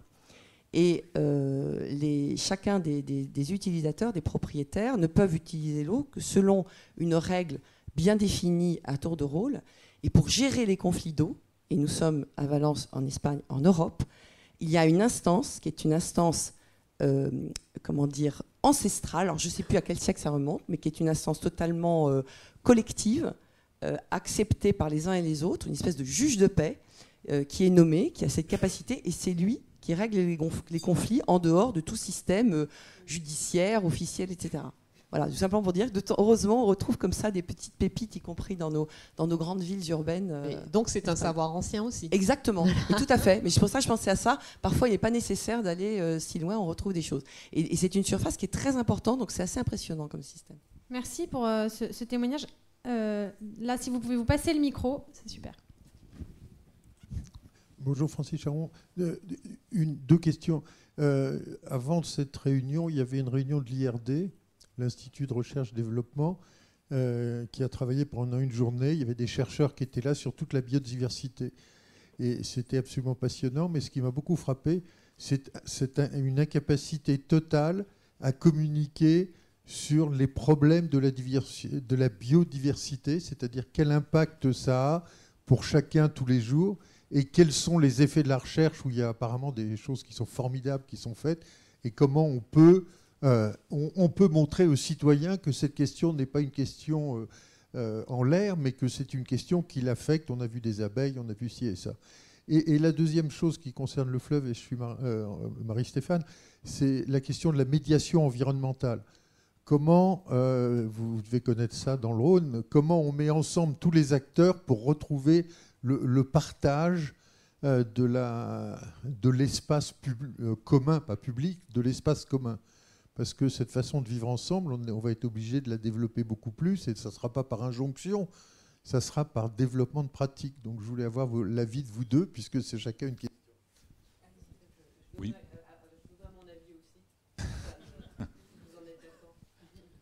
Effectivement, moi je suis très sensible à cette question de sensibilisation, de communication, de reconnexion. C'est effectivement fondamental, hein. Il y a plein de vecteurs différents. Bon, étant moi-même responsable d'un labo qui a pour tutelle et qui se situe principalement sur le site du Jardin des Plantes, Muséum national d'histoire naturelle, j'y suis sensible puisque c'est un établissement qui, à travers ses missions, reçoit 1 million de visiteurs par an. Donc on est en contact permanent avec le public d'une manière ou d'une autre. Cela dit, il y a aujourd'hui des innovations technologiques qui sont d'un grand intérêt de ce point de vue-là. Nous, par exemple, mon labo a une chronique sur un web média directement republiable, libre d'accès, qui totalise depuis 2 ans à peu près 2 millions de lectures. Bon, c'est pas gigantesque, mais c'est aussi une manière d'informer les personnes. Mais il y a plein d'autres manières. Il y a bien sûr des expositions, les débats. Il y a aussi, il ne faut pas l'oublier, l'éducation. C'est un aspect fondamental. On en parlait tout à l'heure au déjeuner avec une personne. Aujourd'hui, effectivement, il faut penser aux enfants, aux adolescents, qui sont les adultes de demain, qui influencent également leur cercle familial. Et là, de ce point de vue-là, moi, par exemple, on est souvent impliqué dans des formations aux enseignants du secondaire de la même manière pour qu'ils puissent actualiser leurs enseignements de manière à prendre en compte à la fois les programmes d'enseignement, mais également les grands enjeux actuels. Mais je pense que ces aspects-là sont extrêmement importants, et j'en profite pour rappeler, par exemple, moi j'ai un membre de mon labo qui a été un peu le leader d'un consortium informel qui a contacté les pouvoirs publics de la part des organismes type justement IRD, INSERM, INRA, CNRS, Muséum, Université, Académie, etc., pour dire qu'il est important que dans les programmes du secondaire, il reste un enseignement SVT, un enseignement de sciences naturelles. Parce que là, actuellement, ce n'est pas forcément le cas. Hein. On peut être un jeune adulte et être totalement ignare en matière de biologie et de sciences naturelles. Étant nous-mêmes une espèce vivante, on est bien vivant, je vous rassure, on a quand même intérêt à nous connaître nous-mêmes, hein, et a fortiori la biodiversité. Donc ça, je pense que l'éducation, c'est vraiment un vecteur fondamental. Puis évidemment, après, il y a toutes les actions autour de sensibilisation et de reconnexion à la nature. Et parmi elles, il y a une activité qui est aussi qui est menée au Muséum de Paris, mais pas seulement, c'est les sciences participatives. Je pense que c'est particulièrement intéressant. Alors évidemment, ça touche un public qui est déjà sensibilisé, hein, donc ça ne touche pas peut-être la masse, comment dire, la partie de la société qui est pour le moment rétive ou pas intéressée, mais malgré tout, ça permet réellement d'expliquer à cette partie intéressée de la société ce qu'il en est de la science, ce qu'il en est de l'état de l'environnement qui est autour d'eux. Et ça également, je pense que c'est une initiative intéressante. En plus, ça aide la recherche, donc c'est vraiment, ça profite au bien commun.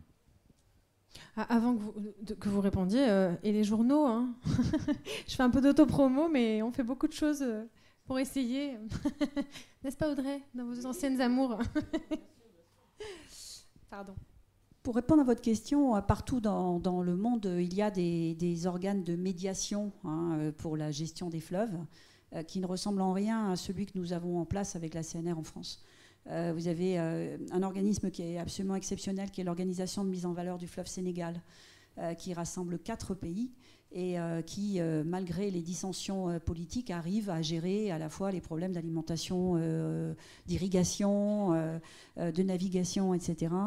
Vous avez une deuxième, je cite ces 2 exemples, mais vous avez une deuxième instance qui fait de la médiation sur l'usage d'un fleuve, qui est sur le Mekong, qui s'appelle la Mekong River Corporation, qui essaye de gérer, alors pas avec les Chinois parce que c'est un peu compliqué, mais qui essaye de gérer le fleuve et d'essayer d'intervenir quand il y a, par exemple, des constructions de barrages qui peuvent impacter l'aval, etc. Sur le Rhône, on est dans un cas totalement différent. En fait, on a une multitude d'acteurs étatiques qui interviennent sur le Rhône. Je cite l'Agence de l'eau, l'Adréal, les comités de bassin, comment ça s'appelle ? Oui, vous me dites, oui, peu importe, il y en a tout un tas. Il y en a tout un tas qui interviennent, qui ne s'entendent pas toujours. D'accord. Si on reprend l'exemple de l'agriculture, aujourd'hui on a clairement la DRAF, qui est donc la direction de l'agriculture et des forêts, qui évidemment milite pour qu'il y ait plus de prélèvements dans le Rhône pour irriguer plus de terres et pour compenser la sécheresse. Et évidemment la DREAL, qui elle a une fonction plutôt, c'est elle qui en fait est pilote, elle pense plutôt au futur du fleuve, donc ils ne sont pas d'accord. L'intérêt dans cette affaire, c'est que c'est CNR qui réconcilie tout le monde. Parce qu'en fait la responsabilité des usages du fleuve, elle a été confiée à la CNR. Donc nous agissons sous le pilotage de l'État, Mais en fait, nous agissons en donnant en fait à l'État les moyens d'arbitrer, ce qui n'existe pas sur les autres fleuves.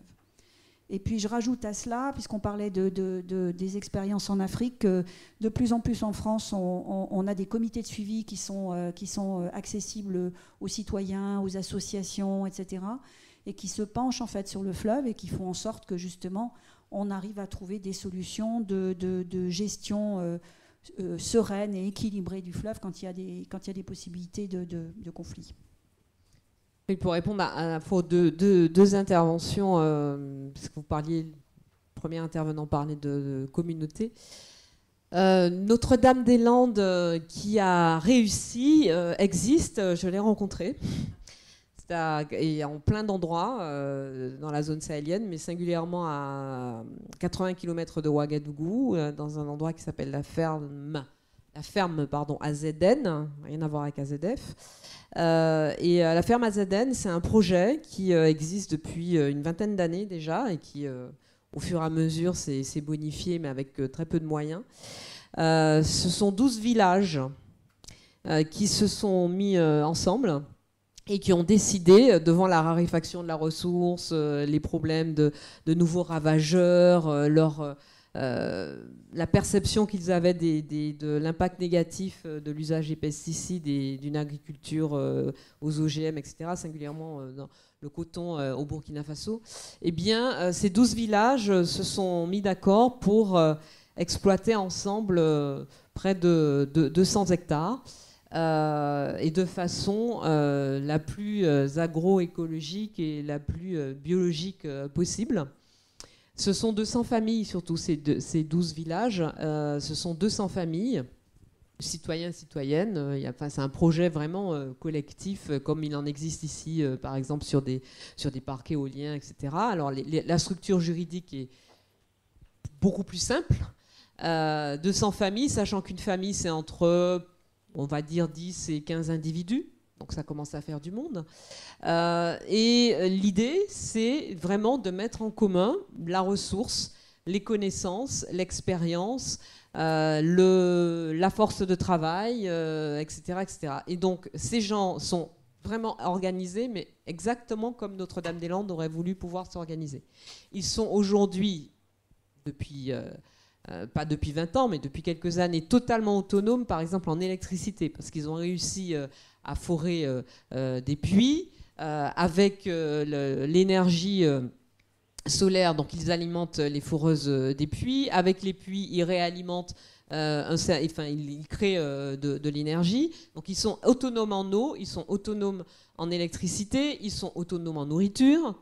Les jeunes apprennent un peu comme ce que je vous montrais au Niger, le métier de technicien, voire d'ingénieur agronome, grâce à des collaborations de la ville de Ouagadougou ou des collaborations étrangères. Les femmes s'autonomisent parce qu'elles s'occupent de la pépinière et de la transformation des récoltes. Et aujourd'hui, ils passent à l'étape supérieure qui est de passer de cette autonomie complète, sachant qu'au Burkina, il y a 1 million de personnes qui ne mangent pas à leur faim. Cette autonomie complète à des filières d'exploitation et voilà, aller vers l'extérieur. Et encore une fois, ils ne sont pas les seuls. Et là, vraiment, toutes les décisions se prennent lors des conseils une fois par mois. Alors parfois, il y a des conseils extraordinaires, mais il y a des conseils une fois par mois où toute la communauté se retrouve, discute, décide. Il arrive même que les femmes aient leur mot à dire, et même plutôt 2 fois qu'une. Et ça, c'est un des exemples, un des multiples exemples de réussite d'une gestion des communs et d'une gestion intelligente des communs. Et voilà, ils ont relancé la fertilité des sols, etc. etc. Donc c'est vraiment un cercle totalement vertueux. Merci pour ces exemples concrets. Peut-être une dernière question ? 2 dernières questions, comme on a commencé plus tard et qu'il n'y a pas une pression monstre sur la pause. Mais voilà, on s'arrêtera là. Bonjour, Claire Douchy, Société Générale. Mais je vais vous parler d'un témoignage personnel récent. Donc je voulais vous dire que je suis assez intéressée, mais assez sceptique sur l'issue des débats. Je me suis promenée en montagne à 20 km au Grand Bornand. Je ne sais pas si vous savez, mais chaque année, ils font le biathlon au 1er décembre. On sait qu'aujourd'hui, au 1er décembre, il n'y a pas de neige. Donc on fabrique de la neige avec de l'eau. Cette neige, on la fabrique en bas, puis ensuite on va la monter en haut de la montagne avec des camions. Il s'agit d'une magnifique innovation qui date de 3 ou 4 ans. Ensuite, je me suis promenée dans la montagne avec ma nièce et nous nous émerveillions du nombre de fleurs jaunes, roses, bleues dans la montagne, dans les alpages. Et puis, je me suis trouvée d'un seul coup devant, à 2000 mètres d'altitude, sur un champ d'herbes.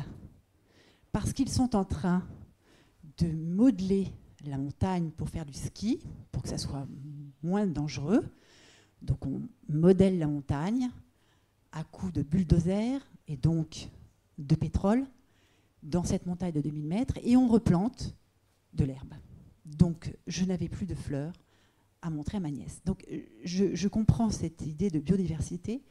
Je m'interroge sur en effet le fait que ça percute des intérêts économiques, puisque cette vallée du Grand Bornand vit en hiver en grande partie par l'or blanc qui va disparaître. Donc les solutions, il faut les trouver. Elles sont effectivement très transversales et elles sont chez nous aussi à trouver, pas seulement en Afrique. Ce que je vous propose, c'est peut-être de poser la dernière question et puis comme ça, tout le monde répondra. Et merci pour cette réflexion qui, effectivement, montre la complexité des choses. Bonjour, Michel Elmas, président du Conservatoire d'espaces naturels de Savoie, donc une association dans le département de la Savoie qui fait un peu comme le Conservatoire du littoral, qui achète des parcelles dans des sites naturels remarquables pour les préserver. Et je voulais juste témoigner de la qualité du partenariat qu'on a établi avec la CNR, voilà, parce qu'on travaille évidemment sur le Rhône, le long du Rhône, où on achète des parcelles hors domaine concédé de forêt alluviale, par exemple. Mais effectivement, on travaille sur les îles de Chotan-Malourdi, donc une des dernières retenues hydroélectriques de la CNR. Et je voulais juste dire qu'on vient de manière commune avec les autres conservatoires de France qui sont concernés par le fleuve Rhône, voilà, de faire un courrier aux garants de la consultation dans le cadre du renouvellement de la concession, et dans lequel nous on propose qu'effectivement, au futur, la CNR embrasse aussi, en plus des 3 missions historiques que vous avez citées, la biodiversité, le maintien de la biodiversité du fleuve Rhône. Voilà, je pense que vous agissez beaucoup dans ce sens, et voilà, on pourrait aller plus loin peut-être avec, effectivement, en vous donnant la responsabilité aussi du maintien de cette biodiversité. Je voulais réagir aussi sur les propos qui ont été tenus sur les outils en France, agences de l'eau, les différentes commissions. Voilà. En fait, c'est vrai que ce sont des outils qui fonctionnent bien, mais moi, l'analyse que j'en fais, c'est effectivement, ça reste très technique, c'est-à-dire que c'est réservé, effectivement, soit des administrations qui, parfois, effectivement, ont des objectifs contradictoires, vous l'avez dit, à des collectivités, à des représentants d'usagers, qui soient industriels, agricoles, etc. Il y a aussi des associations de protection de nature, évidemment, qui font valoir d'autres points de vue. Mais tout ceci reste très technique et finalement ne descend pas au niveau des Français. Voilà, je pense que derrière, on a peut-être une habitude en France par rapport à l'Afrique de dire tous ces sujets, finalement, on a des élus, on a des administrations qui s'en occupent et on ne rentre pas vraiment dans le sujet. Voilà, je pense que ça, c'est des efforts qu'il faut porter, parce que pour qu'effectivement la biodiversité et tous ces enjeux soient mieux partagés, il faut qu'on... Voilà, c'est alors démocratie participative ou Est-ce que du coup, vous avez une question peut-être par rapport à tout ça ? En tout cas, voilà, ce qui serait bien, c'est de regarder un petit peu ce qui se passe en France au niveau vraiment des Français, de la démocratie sur place, voilà, sur participer effectivement à ces enjeux de biodiversité, de préservation des ressources comme la ressource en eau. Je pense qu'on est dans une société qui est très technique, très technicienne, voilà, et où effectivement chacun ne s'approprie pas vraiment ces sujets. Voilà, impliquer tout le monde, et d'ailleurs ça rebondit sur ce que vous disiez, parce qu'effectivement, peut-être qu'au Grand Bornand, si les gens commencent à se dire il faut qu'on change de modèle, il va peut-être se passer quelque chose. Mais en tout cas, je vous laisse réagir tous les trois à cette... remarque. Parce qu'on a parlé, moi, on m'a demandé de venir cet après-midi vous parler de mon fonds de dotation qui s'appelle African Pattern et qui donc agit en Afrique. Donc, je vous parle de ce qui se passe sur le continent africain et pourquoi, voilà. Mais pour reprendre les propos tenus juste avant, évidemment, tout ça est interdépendant. Par ailleurs, j'ai présidé la Fondation pour la Nature et l'Homme pendant 19 mois. Je suis une activiste écologiste. Je passe 200% de mon temps à intervenir, à parler, à m'instruire aussi sur des sujets liés à l'effondrement de la biodiversité et aux effets du réchauffement climatique, y compris évidemment en France. Là, je suis venue vous parler d'African Pattern, mais hier après-midi, on a évoqué la question de la transformation du modèle économique, et évidemment que les effets du réchauffement climatique mes deux copanélistes vont en parler encore mieux que moi, bien sûr. Évidemment que ces effets se font déjà ressentir dans notre pays. D'une part, en matière de biodiversité, encore une fois, vous allez en parler mieux que moi, sur les déplacements d'espèces, sur la vulnérabilité des cultures, sur l'effondrement de la biodiversité. La réalité, elle est quotidienne et elle est déjà pour aujourd'hui, y compris en France. D'autre part, sur l'organisation, la gestion des communs, évidemment, c'est une question déjà aujourd'hui pour les collectivités locales et pour chaque citoyen. Et puis, je rappelle quand même que dans notre pays, la France, il y a 11 millions de personnes qui sont en situation de précarité énergétique. Ces personnes subissent directement les effets aujourd'hui en France, en Europe et en France du réchauffement climatique. Donc, évidemment, c'est une réalité ici aussi. Mais au-delà de la réalité, ce que je trouve aigu dans ce que vous dites, c'est qu'on la voit, cette réalité, on en a tous les éléments scientifiques. Les scientifiques ont fait leur travail. Pour le coup. Bien sûr, mais on sait, le diagnostic, il est fait, le diagnostic de la situation, il est fait, il est connu. Et pourtant, les gens continuent à monter de la neige. Les solutions sont connues. Après, les comportements ne changent pas forcément. On en parlait hier après-midi, il y a une forte responsabilité du politique. Et pour me déplacer énormément sur le terrain en France, je sais à quel point les collectivités locales sont impliquées, sont conscientes. Après, parfois, on se dit que ça s'arrête à la collectivité locale et que ça ne monte pas. Ça ne monte pas jusqu'en haut, là, ça ne monte pas jusqu'à Matignon et à l'Élysée. Mais en tout cas, je vois beaucoup de collectivités locales et beaucoup de responsables de collectivités locales qui sont très impliqués et qui ont très bien compris. Je rencontre beaucoup de citoyens et de citoyennes qui sont très impliqués. Après, la question, elle est à mon sens totalement politique. Est-ce qu'on fait de la transformation du modèle ou est-ce qu'on fait juste de l'adaptation ? Personnellement, je pense qu'il faut transformer le modèle et pas seulement s'adapter. Madame Hérault ? Je vais rebondir sur ce que vous dites, monsieur, parce que quand je regarde la CNR, que je n'ai pas faite, je n'étais pas tout à fait née encore en 1934, mais quand je regarde la CNR et ce qu'ils ont fait à l'époque, ils ont fait deux choses qui sont encore vraies aujourd'hui et qui permettent effectivement d'entendre des personnes dire que CNR fait un vrai travail sur le fleuve. La première, c'est qu'ils ont mêlé à égalité le public et le privé dans une structure industrielle. Ça, c'est, je pense, une chose qu'il faudrait qu'on reproduise. Et dans la structure publique, il y a 183 collectivités. Et pour rebondir sur ce que vous dites, Audrey, toutes les collectivités sont concernées par le Rhône. Et même si au conseil de surveillance, qui est mon patron, le conseil de surveillance, même si le conseil de surveillance, on pourrait dire que la partie industrielle pourrait être plus exigeante sur des revenus, pour rebondir aussi sur ce que vous dites, on peut, avec cet équilibre entre le privé et le public, rétablir en fait la notion d'économie et de respect de l'environnement. Mais je vais aller plus loin. S'il y avait trop de public au capital de la CNR et moins de privé, on ne gagnerait pas d'argent et on ne pourrait donc pas le distribuer. Et je pense que c'est notre vrai problème aujourd'hui. Nous ne vivons pas de subventions à la CNR. Chaque euro que nous donnons pour réaliser les actions, chaque euro est gagné par un des 1400 salariés de la CNR. D'accord ? Et donc, je pense que le fait d'être dans une entreprise qui est à la fois industrielle et à la fois d'intérêt général est tout à fait exceptionnel et ça devrait être reproduit. Ça, c'est ce qu'ils ont fait. Ils l'avaient déjà fait, d'accord, en 1934, quand ils ont créé ce contrat. La deuxième chose qu'ils ont faite, je l'ai dit, c'est on ne peut pas gérer un fleuve par petits morceaux. On doit gérer un fleuve globalement. On doit gérer un fleuve dans toutes ses fonctions.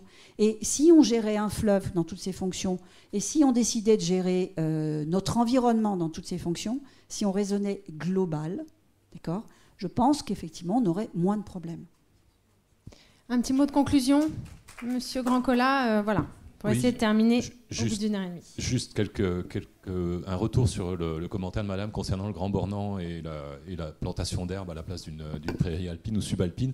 Je pense typiquement, là, justement, c'est intéressant parce qu'on est dans le cas d'une conversion de milieu. On ne parle pas de l'abattage de la forêt amazonienne, c'est beaucoup plus discret, mais on est dans le même cas, c'est-à-dire qu'on remplace un milieu naturel au sens général du terme, c'est-à-dire naturel, ça ne veut pas dire que l'homme n'est jamais intervenu, il est intervenu dans la forêt amazonienne, il est intervenu sur les prairies alpines depuis 8000 ans. On trouve des traces en ADN ancien dans les sols alpins d'élevage bovin depuis des milliers d'années. Donc l'homme intervient, mais avec un impact qui est évidemment moindre. Aujourd'hui, quand il y a ce type de comportement, qui peut se comprendre pour des raisons économiques, culturelles ou autres, je pense qu'un des grands moteurs pour effectuer un changement, c'est votre attitude, c'est-à-dire le fait d'apprendre à ses enfants, de sensibiliser, d'avoir envie de voir des milieux dans un équilibre raisonnable, avec un contenu en biodiversité relativement riche, qui par ailleurs ont des qualités de résilience, d'équilibre naturel, qui contribuent au service écosystémique. Et puis, finalement, quelque part, auprès des élus, auprès des pouvoirs publics, par cette attitude on va dire de tourisme intelligent, si je puis dire, faire pression pour qu'on aille plus vers ce type d'activité que vers des activités qui sont totalement antagonistes, orthogonales, avec une gestion correcte du milieu naturel. Bon, c'est pas la seule solution, mais je pense que c'est un élément de solution qui est important. Merci de terminer sur cette note qui nous interpelle tous. Et je crois que vous avez un petit mot à dire à la salle. Merci à tous.